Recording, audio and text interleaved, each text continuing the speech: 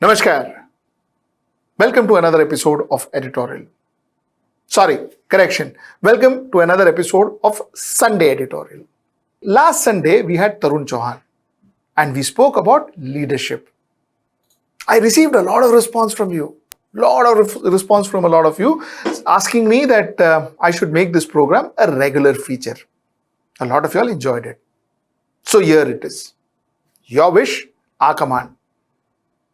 Starting this Sunday, we'll make this a regular feature. We'll make this Sunday Editorial regular feature. And what we will do in Sunday Editorial is we will try and invite few of the best minds in the world.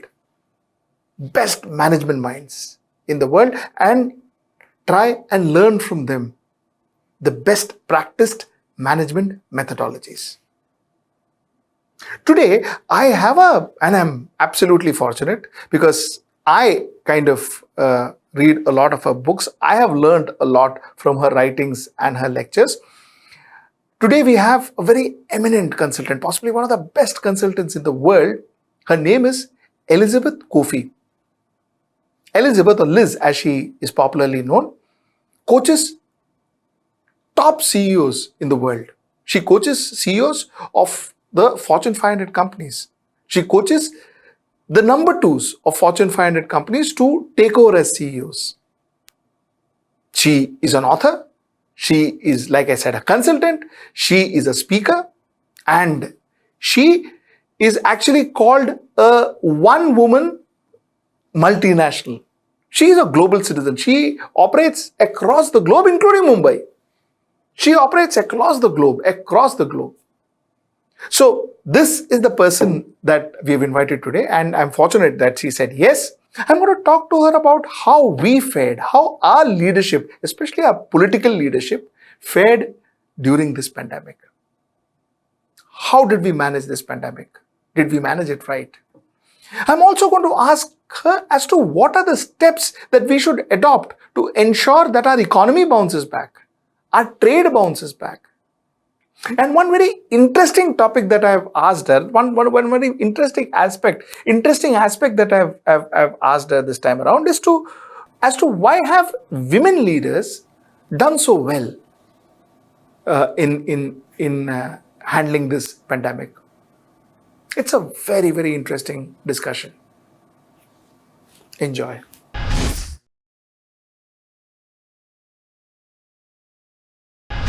Liz, thank you so much for joining me on my show. I'll get into some basic questions. What is the quality of an ideal CEO, Liz, according to you?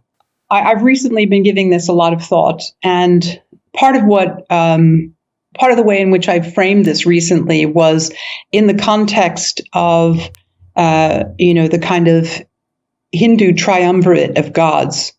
You have a creator, somebody who is a preserver, and another who's a destroyer. And a CEO has to do all three of those things. So they have to be clear about what needs to be destroyed in an organization to make sure that it is going to function properly going forward. They need to be very clear about what needs to be maintained and preserved to keep the organization as strong as possible. And they also need to be very, very sharply clear about what needs to be innovated, changed, altered, created to make an organization fit for the future. So those are the three core things that, as activities, that a CEO does in repetition. A very unique definition, should say. Liz, heads of states are CEOs of that particular country, aren't they? So absolutely. If you could evaluate, say, three heads of state who has handled the current crisis well, and why do you think you rate them so? Yeah, in thinking about this, I think part of what we're looking at is we're looking at the scale of the country. So it's important when you're evaluating this, how small or big is the country? I've been looking at the kind of balancing act that all these leaders have had to make between the health crisis and the economic crisis. That's the core question right there, is how do we save as many people as possible, and how do we make sure that our economy is impacted as little as possible. And oftentimes, one of the biggest aspects of how leaders have been addressing this is how good their scientists are in the world. And are they choosing a scientific or a political response? How much are they being led by the science versus the politics of the situation? And then the kind of political climate and systems that are being used, and what kind of impact that has on the nation. So I think part of what I would say is that all nations have not been in a fair kind of balance of those things. So if I take an example of one that everybody kind of universally sees as a good example, it's New Zealand. But New Zealand is a small country. It's an island, so it's very easy to control the borders. You can just say nobody can go in or out. It's a democracy, but it's a democracy with very high trust in a highly empathetic leader, and where they have a sense that she's almost behaving as a mother to the nation. She's wanting to minimize risk for all of them, and so she's taking a strong line, but with warmth, with empathy for her people. So they've had, remarkably low numbers of deaths, low numbers of cases. They have a country with few people and a lot of space. So they can also kind of, in a COVID universe, they can spread out. So if you kind of look, but in a way, people could say she's had it easier than many.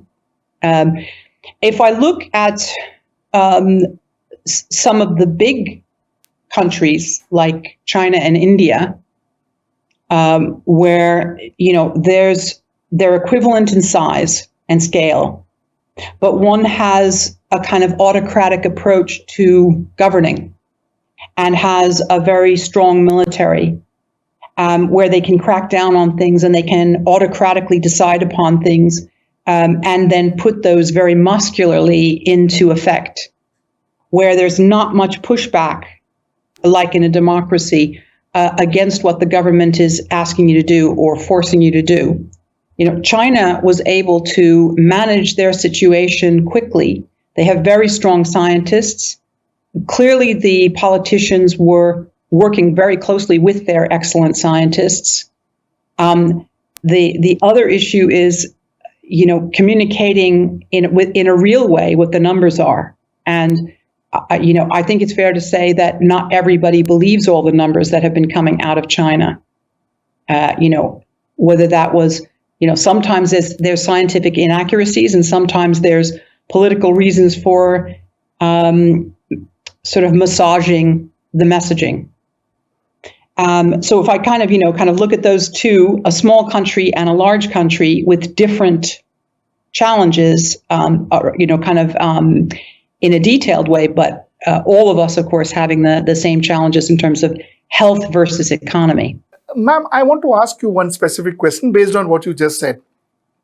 Is there a difference between the way you evaluate a CEO of a small company versus the CEO of a larger company? Are there two different skill sets? The skill sets are different. Let's say you're a CEO of a startup. You have a much smaller population to be managing or leading. You usually have only a very limited number of products or services. And, if you kind of go to the opposite end of the spectrum, a multinational CEO is handling people in many countries, has to be thinking about the organization globally, has got to be thinking about how to navigate multiple countries and the governments that are regulating them. It's massively complicated, and where much more of the focus is on the external relationships and stakeholders that they have to manage, whether those are governments or whether those are international investors, or usually, big multinationals have boards with people from lots of different nations on them with lots of different skill bases. So the level of complexity that a CEO of a multinational has to manage is extremely different. And so the skill base is very different to that of a CEO of a small startup company. So, Liz, if, say, Jacinda Ardern would be the head of China, do you think the results would have been different? I think it would have been different. And I can't really predict if it would have been better or worse. If it would have been, it probably would not have been as quick as what an autocracy can, make happen. But it would have probably felt very different to the people of China, how it was being led. There would have been more dialogue. There would have, in my view, there would have been a strong pushing the scientists and the science to the fore, and then working with that to try to make correct policies to help people, but in a way that was more a dialogue with the people. So it, arguably, it may not have been as fast or as efficient, but it would have felt better probably for the people and looked less muscular from the outside. So what you're essentially saying is Jacinda in China, one can't say whether it would be good or bad, but one can be very sure what she would have done would be correct. Would that be summing it up? It would be. I think she's a very typical contemporary leader. Correct. In that she understands the power of communication, dialogue with her people. She understands the importance of being empathetic with her people, of presenting her own values to the people in a real way. Less of a sense of wanting to put a mask on or present a face that she thinks is going to win her votes. It's much more about who she is and being authentic and caring about her people. So, I think that's what you would have gotten with her. It feels like a very contemporary leader to me. I read somewhere a magazine called you a woman multinational. That's what you were addressed as. You are a global citizen. You are all over the world. Liz, I want to learn from you as to how is the world looking at India today, especially after the second wave of COVID? Part of what I would like to say, in response to that is that there's different levels of knowledge in people around the world about India.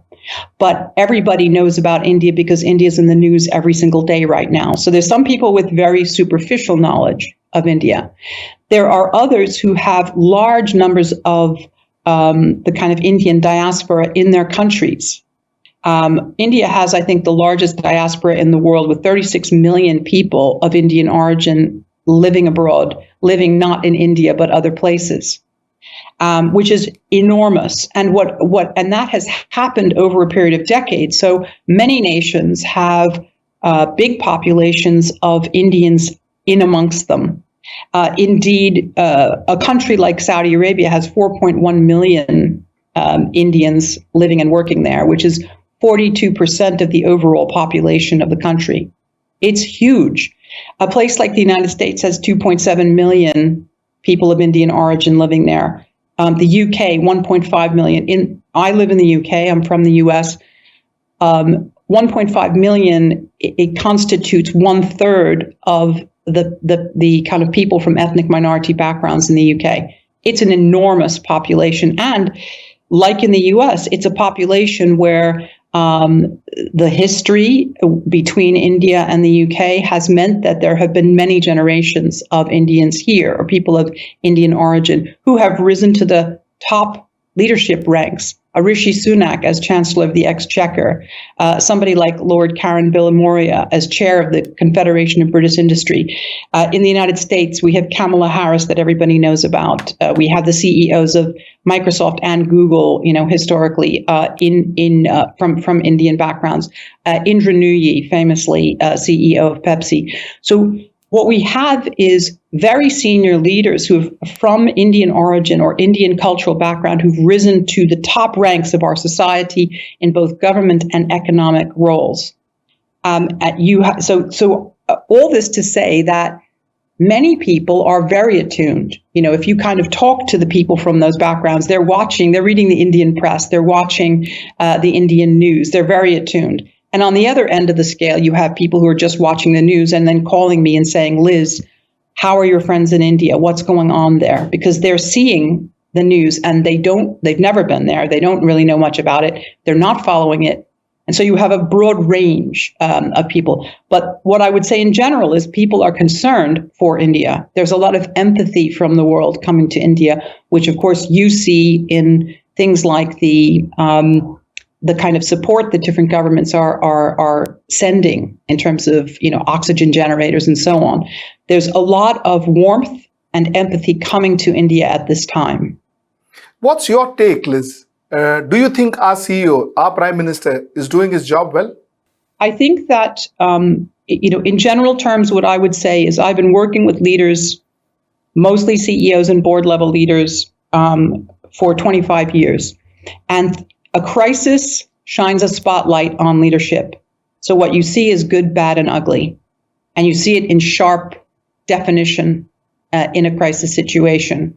So I think, if we kind of go back to the sorts of things that I'm talking about, health versus the economy, I think that, Modi has a huge population that he is responsible for.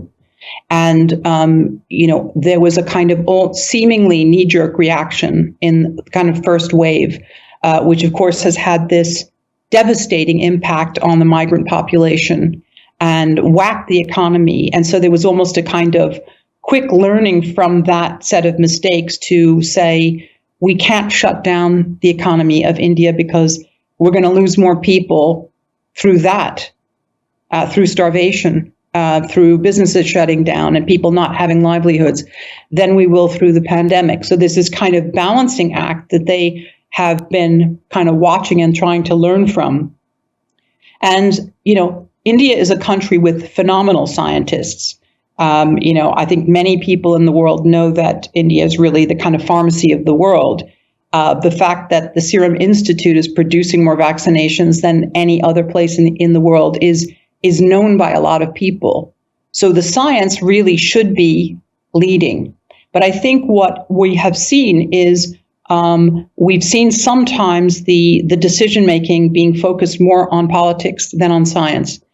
And that's distressing to see, for people who are watching the news more clearly and seeing that election rallies in states where the BJP wants to be giving itself a better edge, like West Bengal, and allowing, those huge super spreader kind of rallies to be taking place when we know that the COVID wave was hitting hard, to allow the Kumbh Mela to go ahead when you knew scientifically that was a dangerous decision for the people's health. You start to become a little bit cynical about why were these decisions taken? Were they taken to try to get votes of the people who are wanting to participate in an event like that, which for sure scientifically is not smart. It's a very dangerous, high risk strategy. My last question in this segment, Liz, how would you rate our CEO? How would you rate Narendra Modi? Well, I first want to kind of express empathy because I do think that every single, if you want to call them the kind of, government leader has had a completely hellish experience in trying to manage health and economics. It's a kind of no-win situation, really. And anybody who is leading a country the size of India is going to have a massive challenge, because not only do you have huge numbers of people, you have a democracy, you have a secular democracy, you have a country where people can push back. People can question, and that puts a lot of pressure on politicians. We've had it here in the UK with Boris Johnson making decisions in the beginning of this, which were heavily criticized, where arguably we didn't go into lockdown early enough. And as a result, his leadership on this, he wasn't as science-led as he should have been. He's making up for it with the vaccine. There's a kind of political decision that's been taken to put huge emphasis on the vaccine to almost hope that the voters forget about what happened in the beginning of this. And we as a people can question every single day our leaders. So I would say, Modi is in the situation where you also are in a strong democracy where people are thinking for themselves and are able to push back on the government. And it's very difficult for senior leaders to be in that role, whether CEOs or prime ministers. It's very difficult to be in the middle of a crisis and having to kind of answer aggressive questions about that.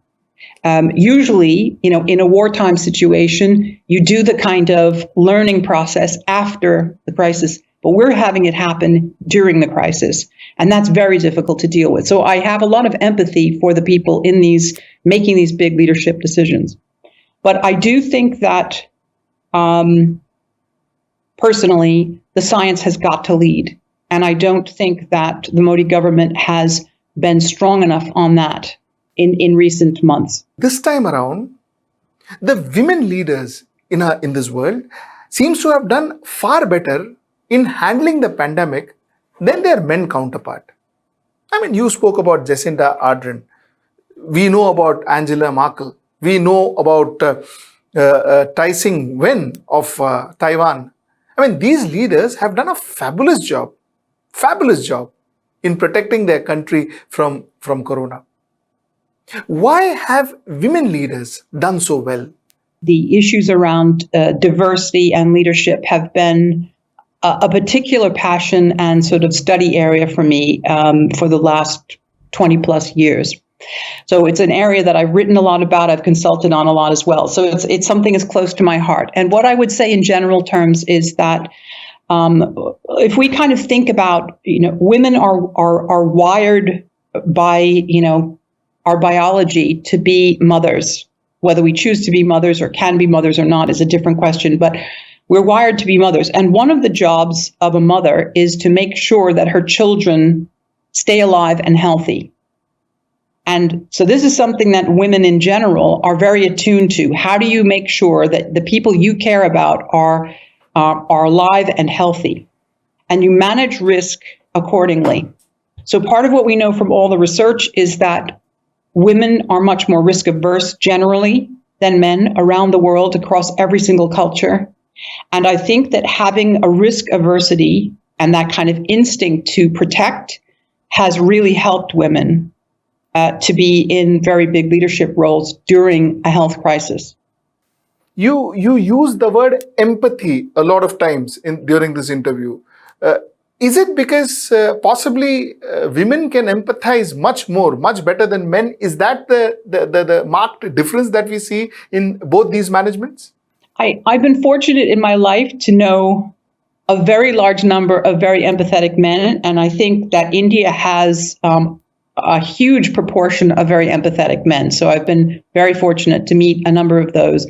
I spent quite a lot of time with people in places like the Gandhi Ashram where you're experiencing it every day live in places like that. But that is true with many friends of mine as well.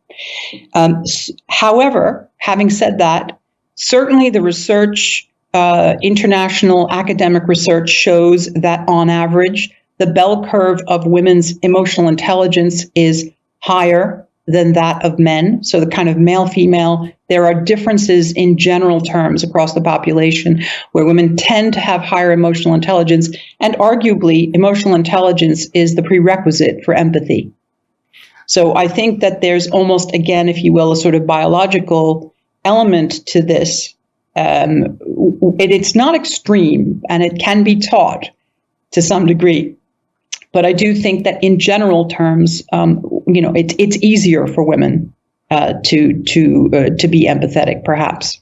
So if I say that in a pandemic type situation, women leaders can handle the situation far better than men, and maybe in a warlike situation, men can handle the situation better than women, do you think I'll be right? Yeah, I know perhaps less about warlike situations, but certainly there, I think part of what has happened over, we do have in almost every culture, almost stories about history or mythologies about history of women warriors. And I think when you have a society which encourages women to become warriors, they can be indeed very fierce. But most societies, and particularly most societies today, discourage women from joining the military, no less becoming warriors. I would, I find India so fascinating in many ways. But the kind of panoply of gods that you have in Hinduism, I find it really fascinating when you have something like Navratri, which is sort of celebrating the different aspects of the feminine. You have a range from the mother to Durga. You have destructive capability that is owned by women in the Indian context, which in Christianity we don't really. So I find it really interesting because it's so broad and encompassing. In general terms, most cultures have discouraged women from going into the military. It's only perhaps in places like Israel where that has been, in contemporary society, a normal aspect of both men and women to join the military. So we don't have, so I think that in answering the question, you can't say yes, no. You have to say, what kind of experience do we have in contemporary life? What do we know from kind of our history? What do we hear about from our mythology? But it's not so obvious, and it's not as obvious a question to answer. My last question to you, Liz. What is your advice to Indian corporate leaders? How do we bounce back? How do we get our economy back? How do we get back to our international trade like it used to be? In my experience, Indians are some of the most resilient people I've ever met. I think that the kind of free flow elements of the traffic systems are training grounds for coming upon obstacles and figuring out ways around them. And so there is a phenomenal strength and a phenomenal resilience in the Indian people. And I think that there is a period now where, frankly, people are in shock. People are having post-traumatic stress experiences from what's going on. So having leaders that can be empathetic to understanding where people are, and also having the vision to start calling upon their strength to move forward together, and to remain close, remain tight, remain supportive of each other. The family unit in India is one of the most powerful positives for the society as a kind of building block for the society. And in Indian culture, families are so strong and powerful and caring and loving in situations like this. So it's part of the resilience that you have in your society. So I would say acknowledge that. Work with that, and be empathetic to the struggles that people are having right now, and help them move forward together in a visionary way. Thank you so much. And we'd really like to have you once again in our show. Thank you so much. I'm really grateful. It's been a great honor to be here. Thank you. Thank you so much, ma'am.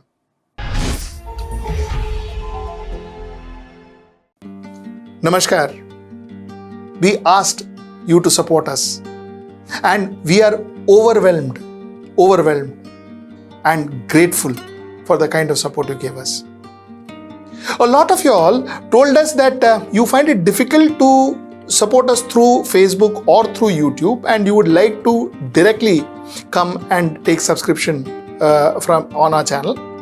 A lot of you all said that you wouldn't prefer to pay through credit cards, but rather have other methodologies. A lot of you all said that you want a one-time payment option, one-time subscription option. So we arranged for all of that. All of that has been arranged for. We have now multiple payment options. We have UPI, we have Paytm, we have credit cards, we have net banking, we have wallet. We have a lot of payment option now. We have a one-time subscription option. And all of this is now available on our website. The link is down below. And our website, of course, as you know, is www.hwnews.in. Mind you, with subscription, we also have a lot we offer you. So you have exclusive programs, you have exclusive meet and greets, you have exclusive goodie bags, a lot of it that we give for each subscription. All of those details are there in our website. So please go to our website and if possible, subscribe to us. Till I see you next time.